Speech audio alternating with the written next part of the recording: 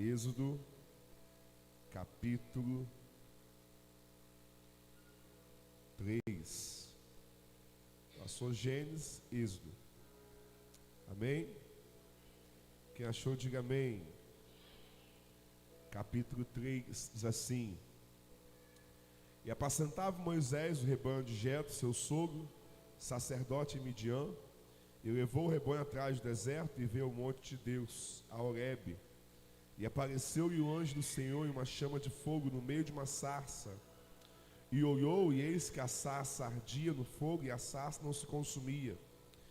E Moisés disse: Agora me virarei para lá, e verei essa grande visão, porque a sarça não se queima. E vendo o Senhor que se virara para lá, a fim de ver, bradou Deus a ele no meio da sarça e disse: Moisés, Moisés. E ele disse: Eis-me aqui. Disse: Não te chegues para cá, tira os teus sapatos dos pés, porque o lugar em que tu estás é terra santa. Disse mais: Eu sou o Deus de teu pai, o Deus de Abraão, Deus de Isaque e o Deus de Jacó. E Moisés encobriu o seu rosto, porque temeu olhar para Deus. Disse o Senhor: Tenho visto atentamente a aflição do meu povo, que está no Egito, e tenho ouvido o seu clamor por causa dos seus opressores, porque conheci as suas dores. Portanto, desci para livrá-lo. Desci para e fazer subir daquela terra uma terra boa e larga, a uma terra que emana leite e mel, a qual lugar do cananeu e do eteu e do amorreu e do ferezeu e do eveu e do jebuseu. Amém? Você pode se assentar em nome de Jesus. Moisés é filho de Joquebede, e você vai recordar que quando Moisés nasceu, os dias eram muito difíceis. Faraó havia estabelecido um decreto em que todos os meninos homens que nascessem dos filhos das mulheres hebreias deveriam morrer.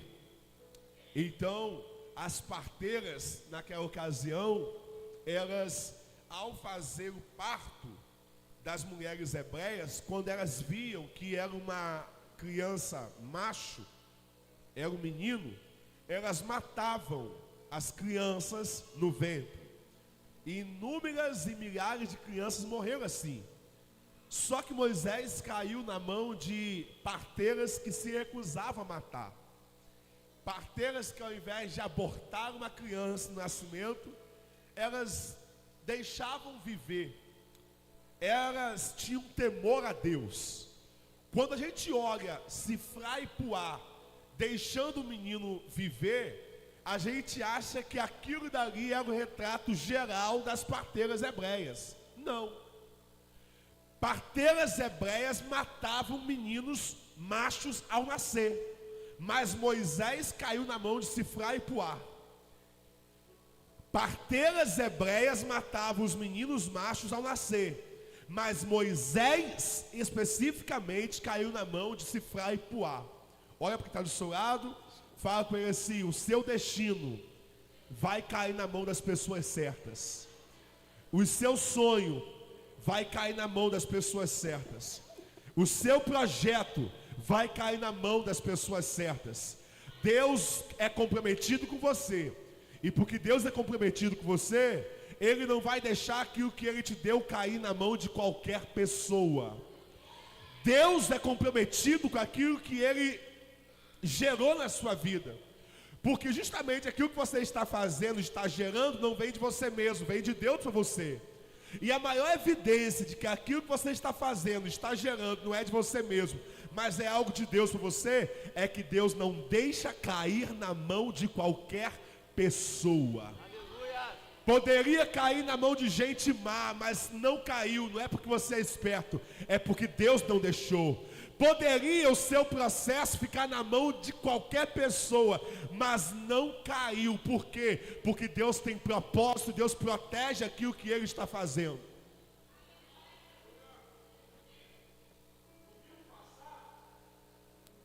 A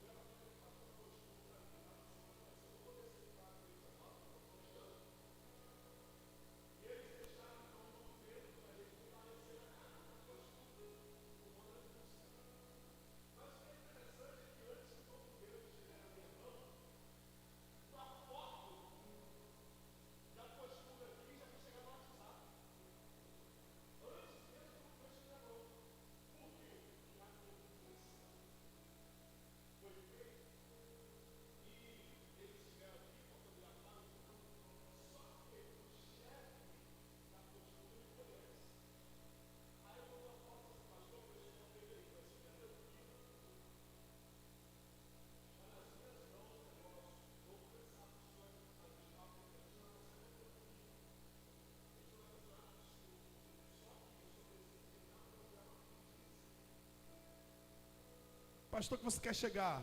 Pss, tem coisa que Deus não vai permitir cair na mão de qualquer pessoa.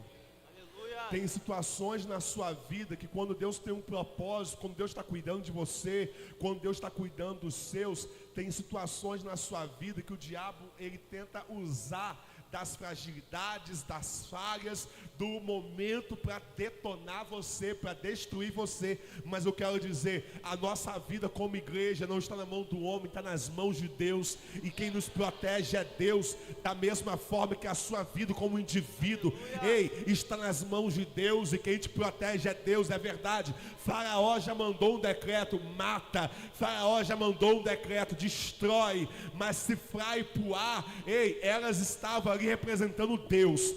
Faraó pode ter tocado, pode ter matado e abortado muitos ali, mas Moisés, a quem Deus tinha propósito, a quem Deus tinha projeto, não caiu na mão de qualquer uma, caiu na mão de duas parteiras que temiam ao Senhor. E quem teme ao Senhor não trata as coisas de Deus de uma forma qualquer. Quem me entende essa manhã? Então você pode dar um glória a Deus bem forte? Moisés então nasce no meio daquele cenário, Joquebede o esconde.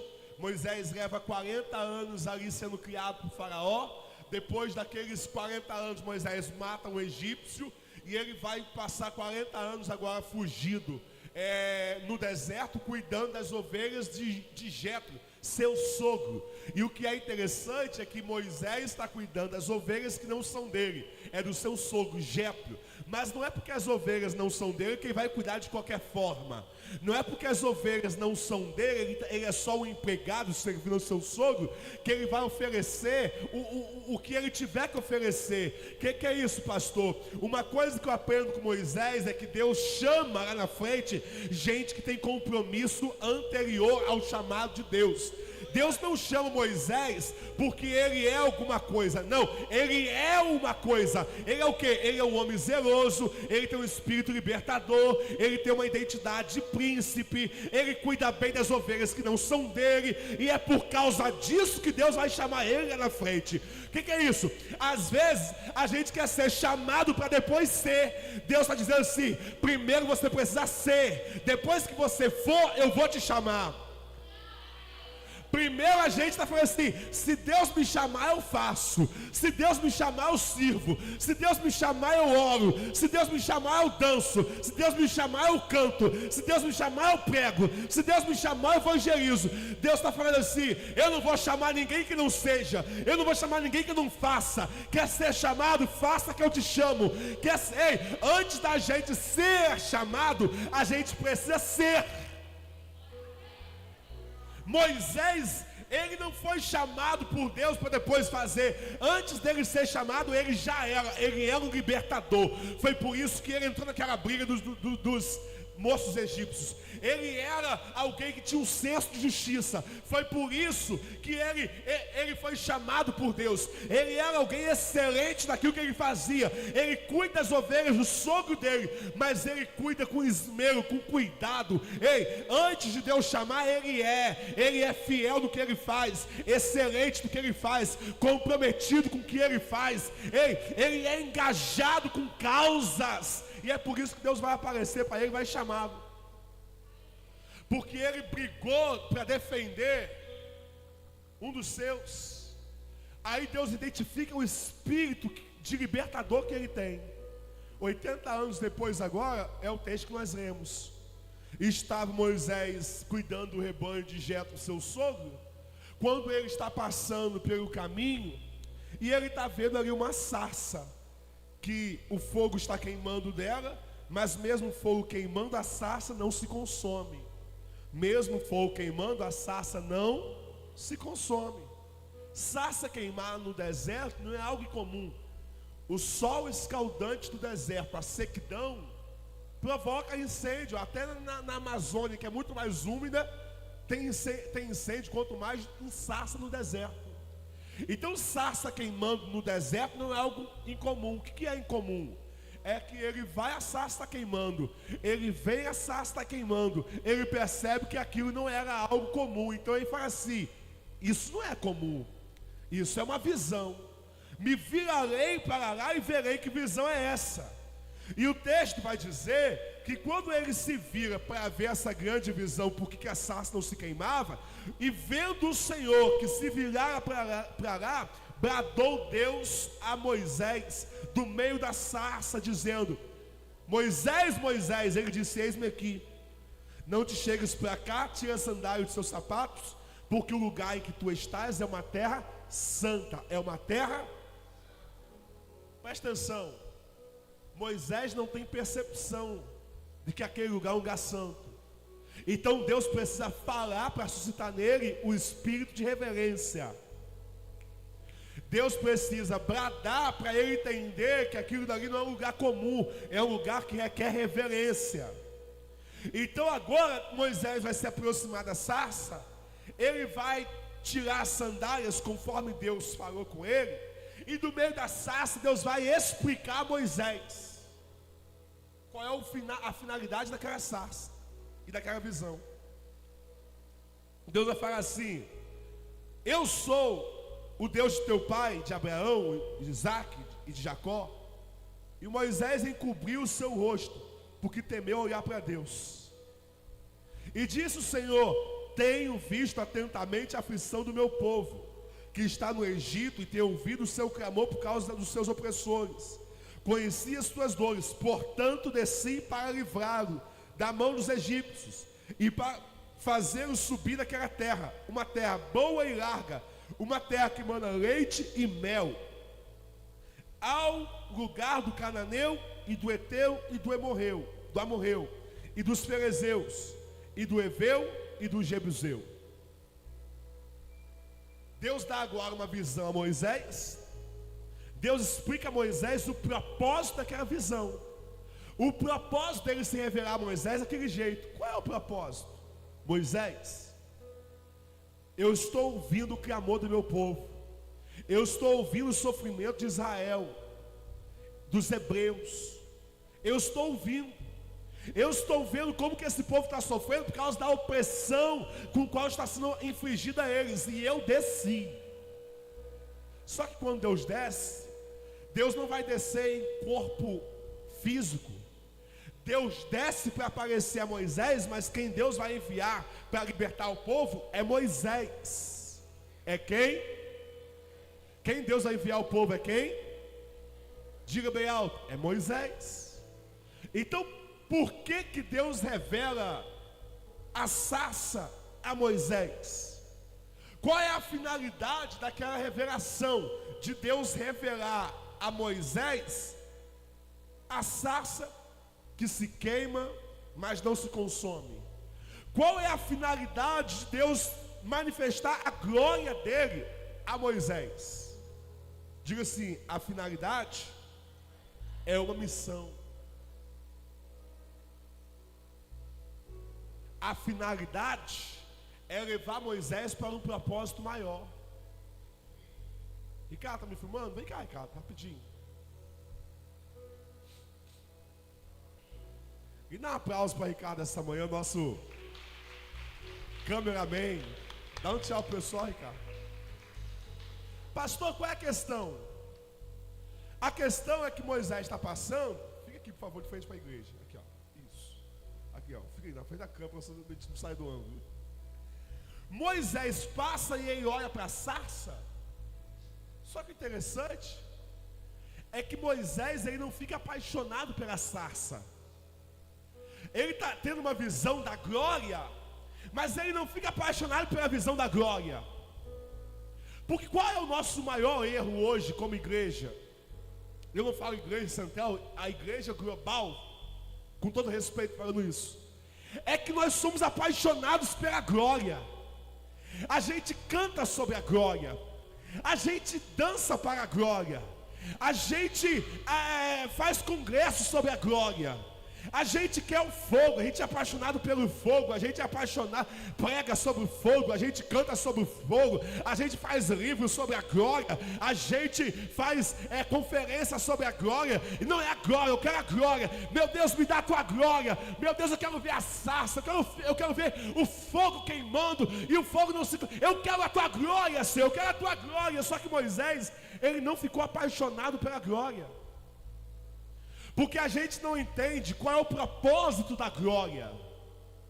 A gente acha que o propósito da glória é a glória em si.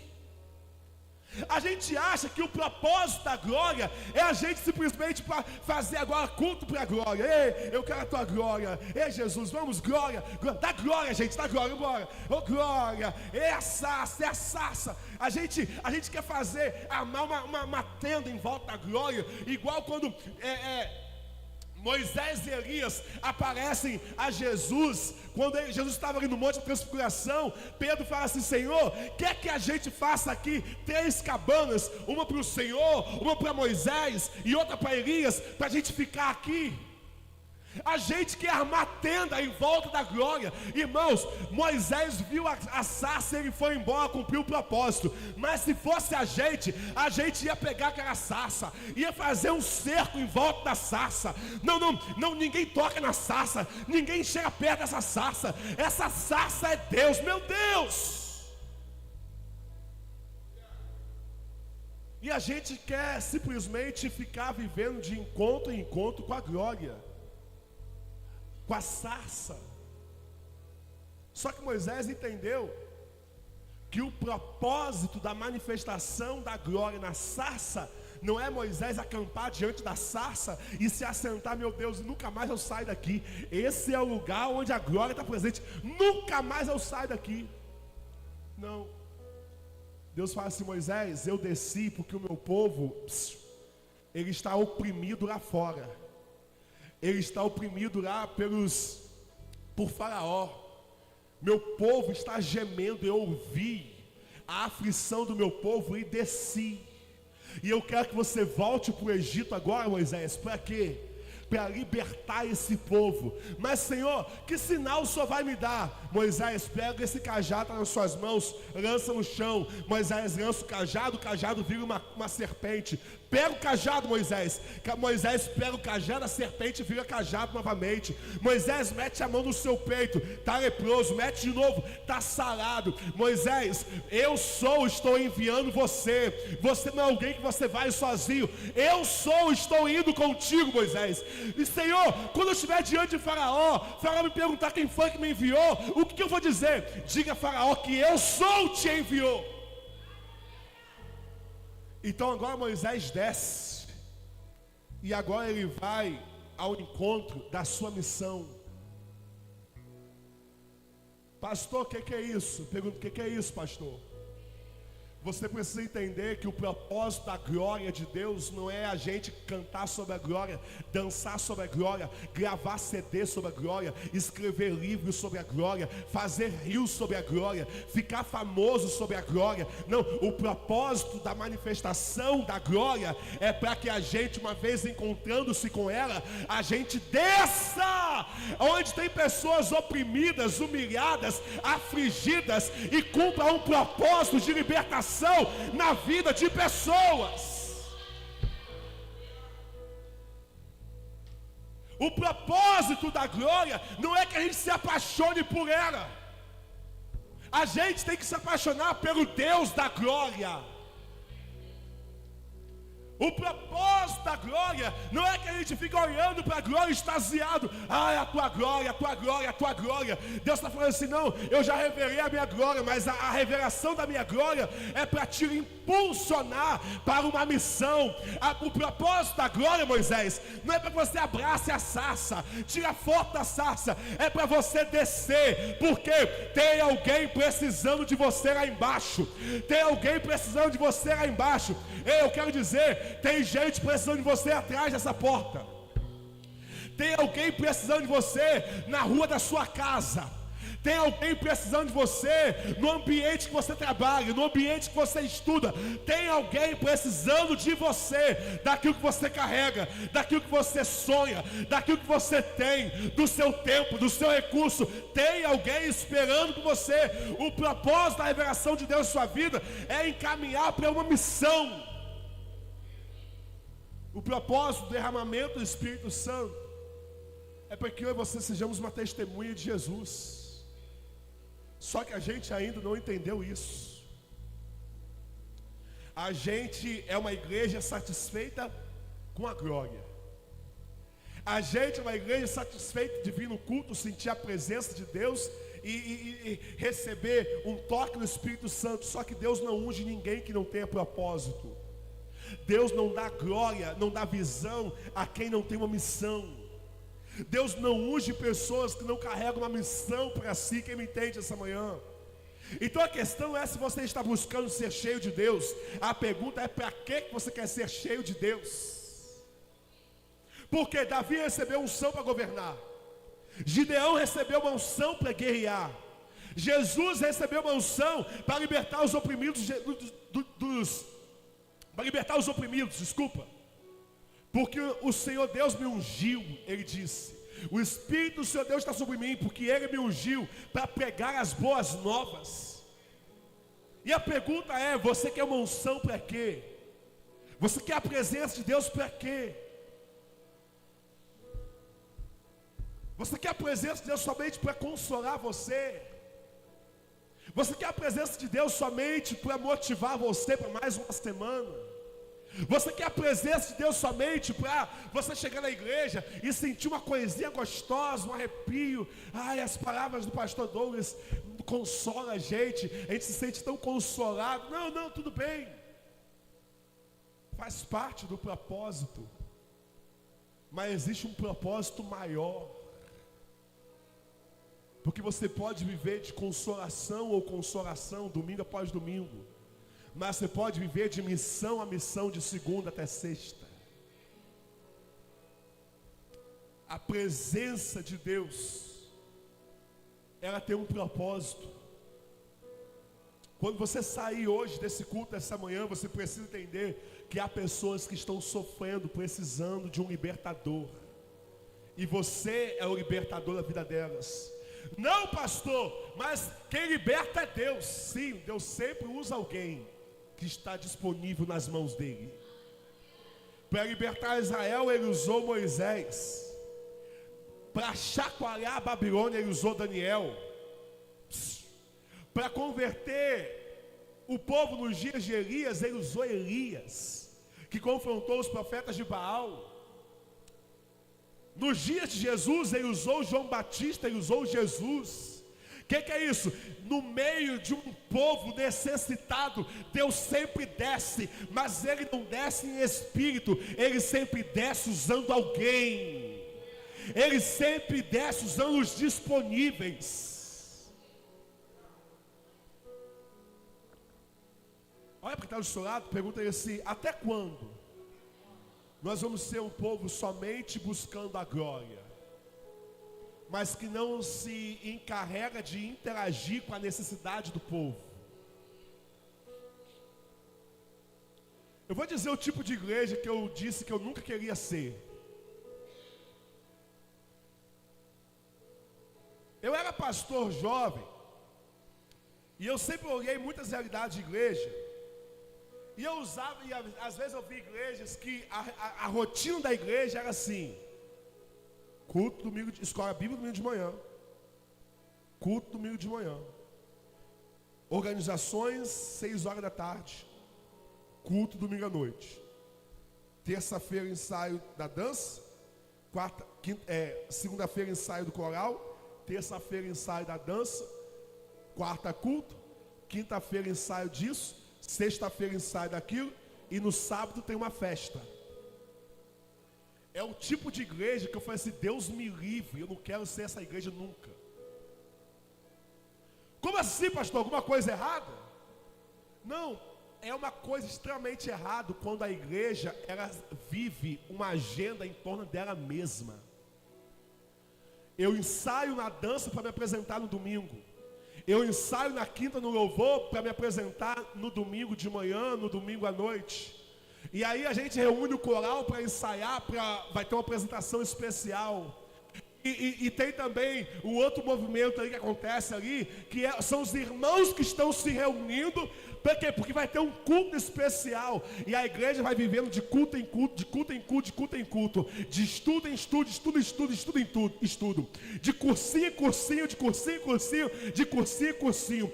Mas a igreja, ela não se envolve com vida. As pessoas não se envolvem vida na vida com a dor das pessoas. É por isso que eu não tenho vergonha. Pode gostar ou não. Para mim o melhor ministério que existe nessa igreja se chama Trazendo a Arca. Mas quando você chama a igreja, irmãos, vamos trabalhar aqui, ó, terça-feira, para a gente aprender sobre célula, sabe de quê? Porque célula, a igreja vai sair de dentro dela e vai começar a tocar as ruas, vai começar a tocar nos bairros. Não vem ninguém. Por que você vem para o ministério de dança, mas não vem para a célula terça-feira? Por que você ensaia no ministério de louvor, mas não vem para a célula da terça-feira? Por que você reunião de oração, mas não vem para a célula na terça-feira? Por quê, irmão? Porque a sua glória é mais importante, o seu ministério é mais importante, fazer a composição do ministério de louvor é mais importante, porque você quer passar mais 1 ano, 6 anos, de culto em culto, de reunião em reunião, de ensaio em ensaio. Essa não é a igreja que eu quero ser.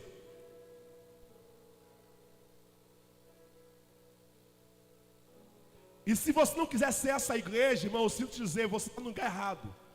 Porque todas as vezes que nós caminharmos para uma direção na igreja, e você não acompanhar, você está no lugar errado. E nós estamos há 2 semanas chamando a igreja, há meses na verdade, chamando a igreja. Irmão, vão vir para a célula aqui, ó, vão aprender, vão discutir, vão para a gente, sabe o quê? Para a gente avançar para a próxima fase. Mas interessante é que não vem ninguém. Porque a gente quer ser uma igreja que vive de reunião em reunião. Pastor, unge a minha cabeça. Pastor, ora comigo. Deixa eu sentir a presença de Deus mais um pouco mais da presença, um pouco mais da glória. E enquanto isso, as pessoas continuam oprimidas lá fora. Enquanto isso, pessoas continuam precisando de braço forte e mão amiga. E a gente está super apaixonado pela glória. A gente está preocupado com mais um ensaio. A gente está preocupado com mais uma organização. A gente está apaixonado por mais um curso. A gente está super preocupado com o que vai acontecer, como que vai ser. Mas a gente não entendeu até hoje o propósito da glória. O propósito da glória, da revelação de Deus, não é para que a gente abrace a glória e fique ali preocupado. Meu Deus, a tua glória, me dá a tua glória, Senhor. Me dá, Senhor, que a mensagem seja poderosa, que a mensagem seja uma mensagem que fale o meu coração. É por isso que a maioria das igrejas hoje, e as igrejas que mais crescem, são igrejas que elas não têm a ver com pessoas fazendo a obra, mas são igrejas que têm a ver apenas com o púlpito, que prega para a necessidade pessoal das pessoas. Olha para o que está do seu lado e pergunta assim: que igreja você quer ser?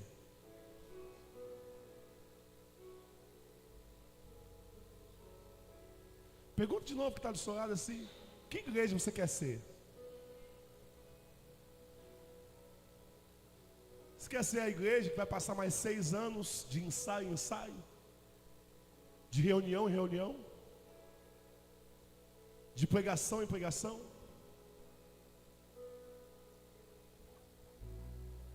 De culto em culto? Pergunta de novo: que igreja você quer ser?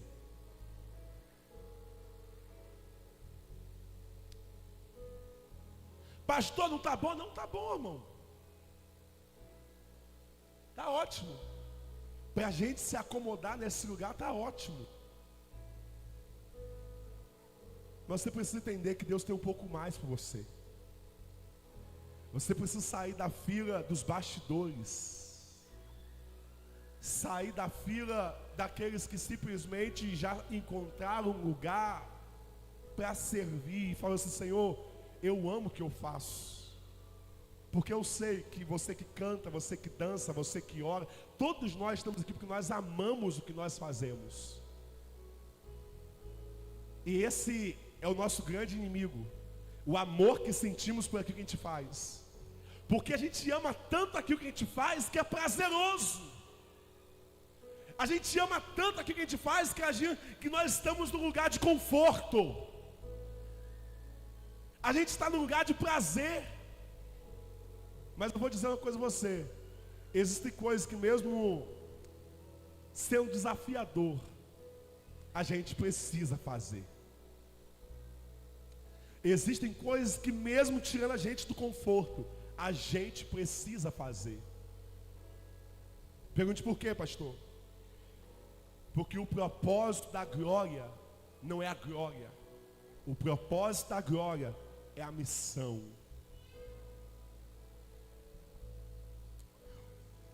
Se a glória não te faz descer e encontrar-se com a dor de pessoas, a necessidade de pessoas, a gente não entendeu ainda o propósito da glória.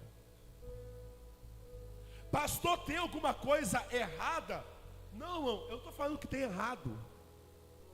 A gente é do altar, a gente canta, a gente prega, a gente dança. O que eu estou querendo nessa manhã é chocar você, para você entender que Deus não colocou você aqui simplesmente para sentar e levar anos após anos ouvindo as mesmas mensagens.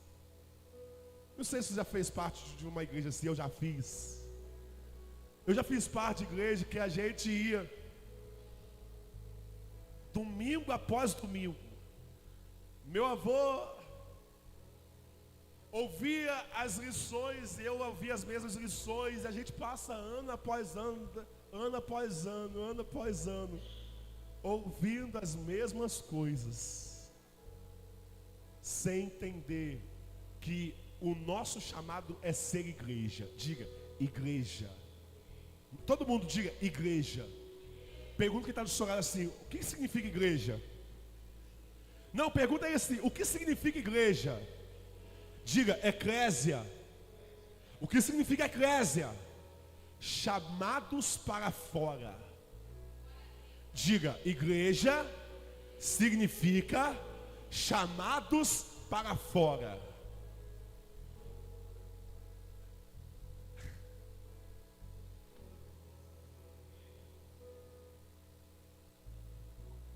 A gente na igreja combate o pecado do adultério, da fornicação, do roubo, da maledicência. A gente na igreja combate o pecado da fofoca. A gente combate todo tipo de pecado, só não combate o pecado de ficar dentro aqueles que Deus chamou para fora.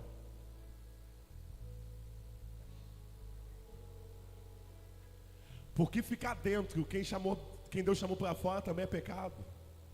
Por favor, olha para quem está do seu lado e fala assim: ficar dentro aqueles que Deus chamou para fora também é pecado. Igreja é chamados para fora. É Jesus falando assim: eu coloco vocês dentro, para quê? Para equipar você, instruir você, curar você, abençoar você, legitimizar você, autorizar você. Para quê? Para que uma vez que você esteja equipado, abençoado, curado, eu arranco vocês de dentro e eu lanço vocês para fora. Para quê? Para que você possa abençoar quem precisa ser abençoado. Ei, para que você possa curar quem precisa ser curado. Para que você possa ministrar quem precisa ser ministrado. Para que você possa, empoderar quem precisa ser empoderado. Honrar quem precisa ser honrado. Para que você possa ser as mãos de Deus lá fora, a boca de Deus lá fora, o abraço de Deus lá fora. É por isso que eu falei, quando eu falo o carinho que eu tenho pelo trazendo a arca, é porque é um dos poucos ministérios que ainda temos que trabalha da porta para fora. Ei, a minha oração é que nesses próximos anos você entenda, Central, que nós não somos chamados apenas para ficar dentro da igreja cantando. Ei, deixa eu conhecer, eu estou feliz. Eu já pastorei uma igreja. Nós somos felizes com tudo que Deus tem feito. Está tudo bem, a gente poderia ficar aqui, aleluia. Mas eu preciso deixar você com raiva hoje, nessa manhã. Eu preciso deixar você indignado. No pastor não falou isso, estou falando sim. Porque o nosso chamado é ir para fora.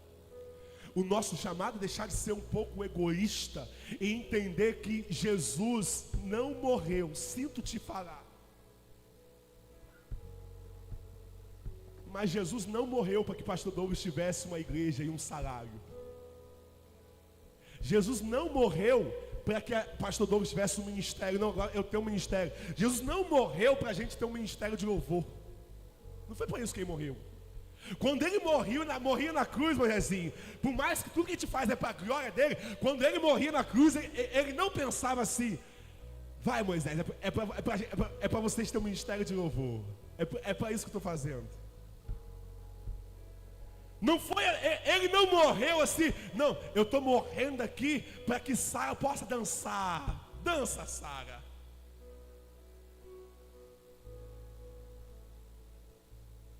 Ele morreu por vidas. A agenda de Jesus não foi uma agenda do templo. Ele não fazia o que eu faço. Ele não fazia o que a gente faz. Ele não estava todo sábado na sinagoga. Ele não estava todo sábado no templo. Ele não estava toda quarta-feira na sinagoga.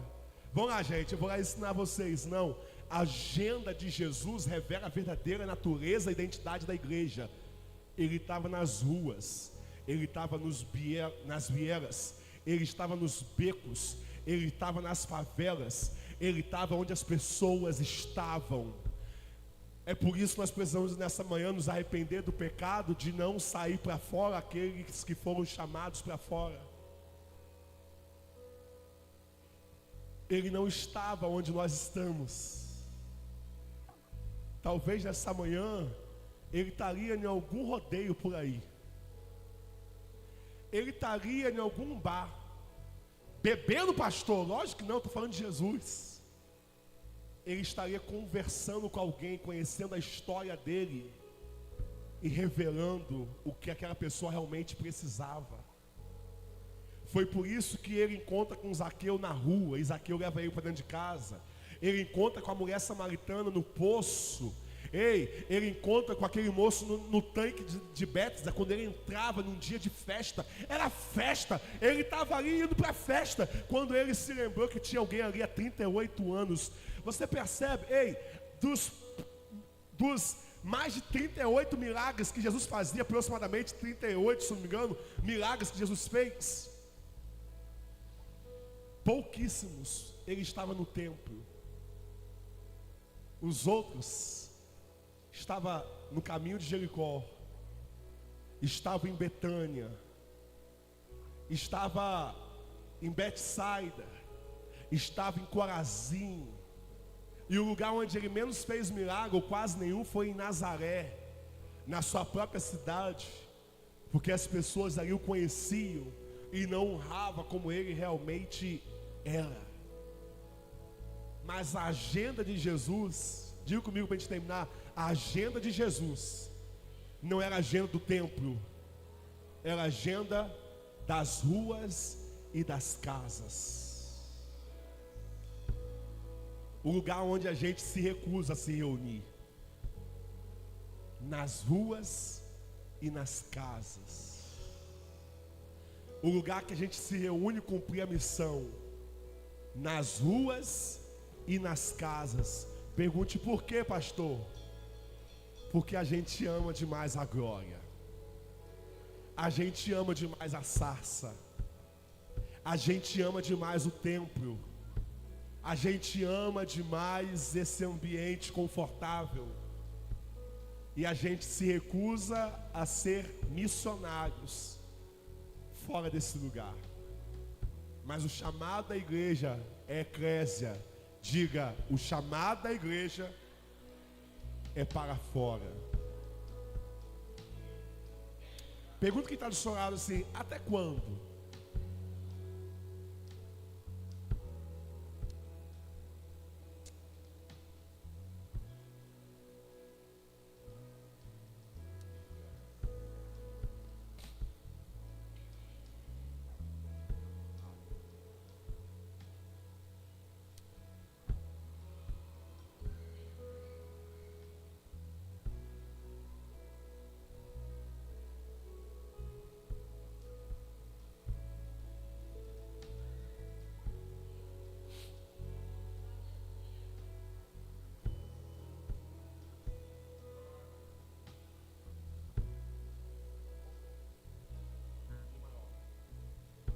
Tem um fogo cerrado em meu peito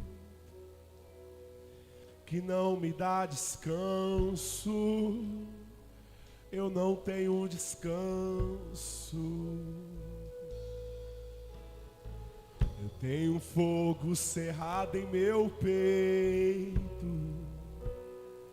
que não me dá descanso. Eu não tenho descanso. Deixa queimar, deixa queimar. Deixa queimar, deixa queimar. Deixa queimar, deixa queimar.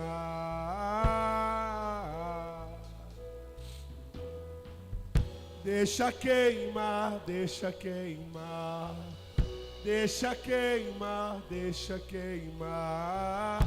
Deixa queimar, deixa queimar. Eu tenho fogo cerrado em meu peito que não me dá descanso.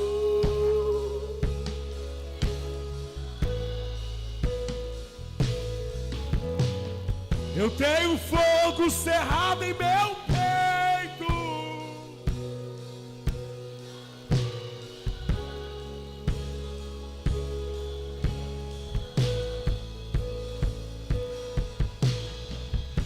deixa queimar, deixa queimar.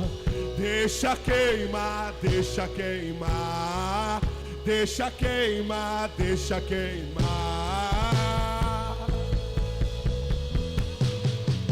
Deixa queimar, deixa queimar. Deixa queimar, deixa queimar. Deixa queimar, deixa queimar.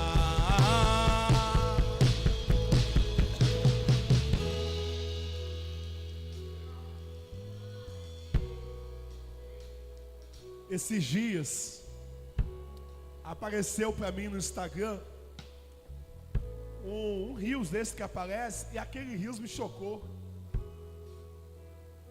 Era de um bispo que ele tem um evento que ele faz nas cidades, é o Bruno Leonardo. Aí ele estava no culto lá e a pessoa falou assim: porque eu tô morando aqui, não sei o quê. Ele falou assim: a senhora vai ficar aqui na cidade quanto tempo? Eu vou ficar aqui 2 anos. Ele falou assim: olha, fulano, tá, pega o contato dela, porque nós vamos pagar 2 anos de aluguel da senhora e nós vamos dar ainda 2 salários mínimos para a senhora durante esses 2 anos, que a senhora vai cuidar da saúde da senhora. Aí, no Rios, ele foi lá no evento, lá fazer um evento, não sei onde, deu 500 mil reais para uma instituição lá que cuida de crianças. Eu fiquei olhando e falei assim: uau! Gente, que Deus levante mais gente assim nessa nação. Ou que Deus nos dê condições de fazer minimamente alguma coisa parecida também à Central dos Sonhos. Eu lembro que uma vez estava aqui, aí deu na minha cabeça, eu falei assim: irmão, quem tiver com uma conta de luz para pagar, uma coisa assim, pega aqui um dinheiro aqui. Eu dei a oferta da noite para a igreja, porque eu sabia que tinha gente precisando. Ao invés de algumas pessoas ficarem felizes, eles ficaram zangados comigo ainda. Era para a pessoa, pelo menos não. Pastor, pelo menos ajudou, não, ele ficou zangado comigo ainda. Ah, não, pastor, mas se ele está dando 500 mil reais, é porque tem dinheiro, deve ter muito dinheiro. Mas tem muita gente com dinheiro e nem por isso dá.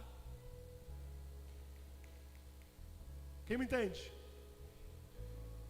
Mas para mim essa é uma ilustração de gente que Deus está levantando nesses dias, para entender que o nosso chamado é estar dentro, mas para sair.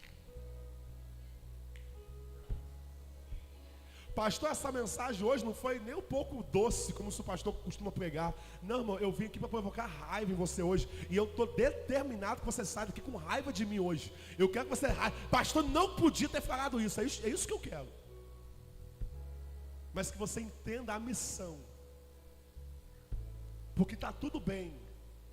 E a gente poderia simplesmente fazer mais um culto bonito, mais um culto legal.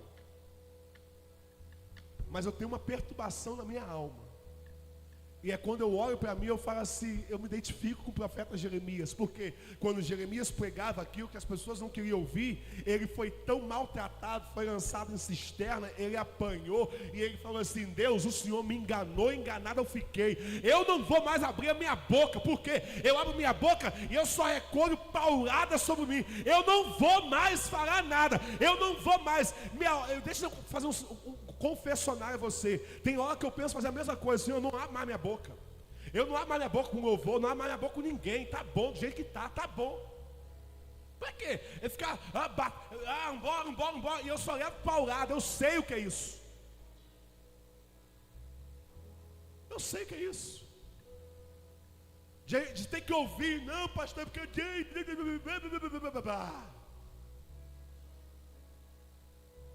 mas eu também sei o que Jeremias está falando.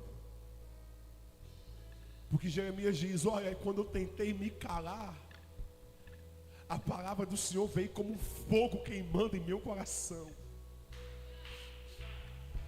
E eu tentei me conter, mas a palavra vinha como um fogo. E eu não consegui me conter, e ele profetizava. Por quê, pastor? Porque eu sei que Deus tem algo a mais. Está tudo bem onde nós estamos nesses 6 anos, para uma igreja que começou com 4 pessoas, mas eu sei que Deus tem algo a mais. Ei, eu vou repetir, eu sei que Deus tem algo a mais. E agora, a nossa questão é, nós vamos transicionar agora para fora, ou nós vamos acomodar do lado de dentro, com o nosso melhor som na baixada, com uma boa equipe de louvor, com um lindo ministério de dança, com acolhedores, com intercessores. A pergunta é, irmão, e aí, o que você quer fazer? Nós vamos transicionar para uma nova fase na nossa vida como igreja, Stephanie? Ou nós vamos dizer, tá bom aqui, pastor, tá legal, vamos fazer 3 tendas e vamos continuar aqui, de reunião em reunião, de congresso em congresso, de culto em culto. Canta uma musiquinha, escuta uma palavra, atende algumas pessoas e vamos todos para casa. Eu creio que ainda existe algo a mais. Fica de pé. Eu tenho fogo cerrado em meu peito, que não me dá descanso. Eu não tenho descanso. Eu tenho fogo cerrado em meu peito, que não me dá descanso. Eu não tenho descanso. Deixa queimar, deixa queimar. Canta. Deixa queimar, deixa queimar. Deixa queimar, deixa queimar. Deixa queimar, deixa queimar. Deixa queimar, deixa queimar.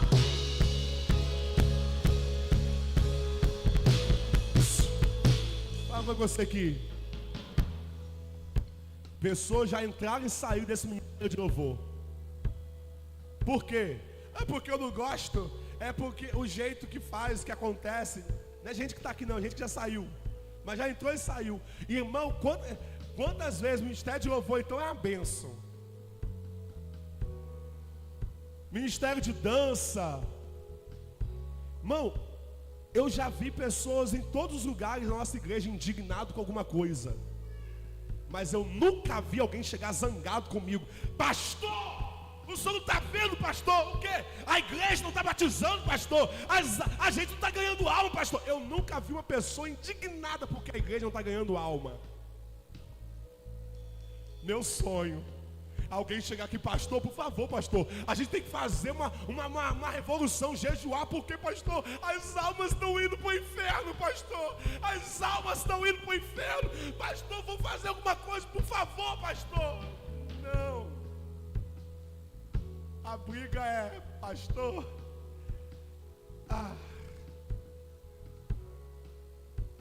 eu vou me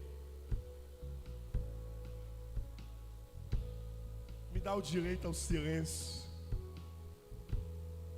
Mas a minha oração hoje é que a gente comece a brigar pelas almas que estão perdidas. Porque Deus não me chamou para ser igreja que só briga por causa do ministério, por causa da agenda, por causa disso, por causa daquilo. Deus nos chamou para ser uma igreja que brigue lá fora pelas almas. Porque o mais importante da missão da igreja são as almas.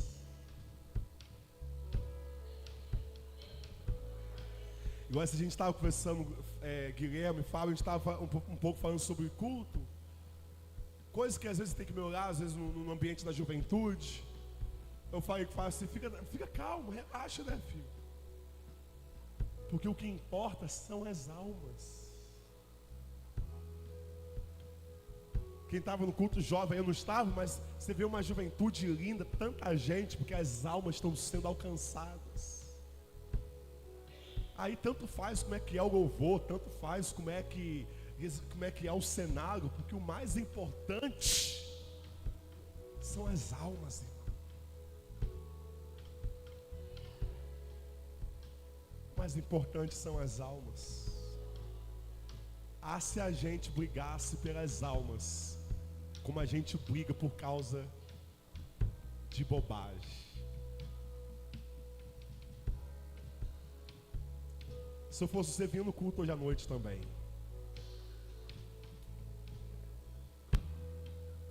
Vamos orar. Senhor, nessa manhã, nós queremos pedir ao Senhor que o Senhor batize a Central dos Sonhos de um batismo de amor pelas almas. Que o Senhor batize a nossa igreja, Pai, numa visão de pessoas, Pai. Para entendermos que o Senhor não morreu para que a gente tivesse um ministério, uma banda, um púlpito, um cargo. O Senhor morreu para nos salvar. E a palavra diz que da mesma forma que o Senhor deu a vida por nós, nós devemos entregar nossa vida em favor dos nossos irmãos. Senhor, nos corrija nessa manhã. Nos faça entender o propósito, Pai, pelo qual o Senhor nos colocou nesse lugar. O propósito pelo qual o Senhor nos dá som, nos dá música, nos dá canções, nos dá ministério. Nos ajude a entender, Deus, o propósito pelo qual o Senhor colocou cada um posicionado no acolhimento, na intercessão, no som. Nos ajude a entender, Pai. Nos ajude a entender que a câmera não é sobre promoção, é sobre expandir a mensagem para alcançar almas. Assim como que domingo passado uma irmã esteve aqui compartilhando através do culto, ela deixou de fazer uma besteira na vida dela. Meu Deus, nos ajude a entender que o estudo, a classe é tudo sobre as almas. Nos ajude a entender que o Senhor nos chamou para fora. Nos ajude a entender que a nossa missão reside em abençoar pessoas. Deus, alcançar pessoas, pregar para pessoas, libertar pessoas, ungir pessoas. Nos ajude a entender a natureza, Pai, da missão. Entender que o Senhor não deu uma visão, uma manifestação gloriosa a Moisés para que ele ficasse parado ali, mas para que ele descesse e fosse ao encontro das pessoas. Nos ajude a compreender isso essa manhã, Pai. Espírito Santo, tem misericórdia de nós. Nós somos uma igreja do mover, somos uma igreja que quer a Tua glória, nós somos uma igreja que necessita de sentir a Tua presença. Mas nos ajude a entender que o Senhor quer algo a mais para cada um de nós. O Senhor quer nos levar para encontrar com pessoas que estão carentes, quebradas, destruídas, falidas financeiramente, presas no álcool, nas drogas. Meu Deus, cadê os viciados dessa baixada que não se converte, Pai? Cadê, Senhor? Nos ajude a entrar nas casas das pessoas, entendendo a missão, entendendo o propósito. Nos ajude, chacoalhe a nossa mente nessa manhã. Meu Senhor, põe amor nas palavras, para que teu povo entenda, Deus, que ainda que o objetivo é chocar o entendimento, mas que o Senhor nos ajude a entender a verdadeira missão da tua igreja, Pai. Senhor, não quero ser uma igreja que se resume de culto em culto, de ensaio em ensaio, de reunião em reunião. Nunca foi o nosso propósito.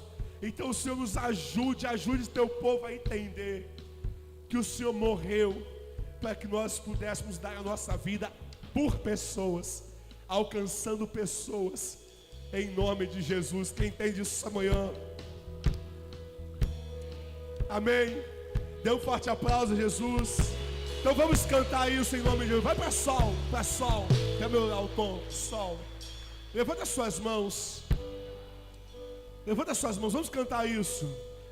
Eu tenho fogo cerrado em meu peito, canta, que não me dá descanso. Eu não tenho descanso.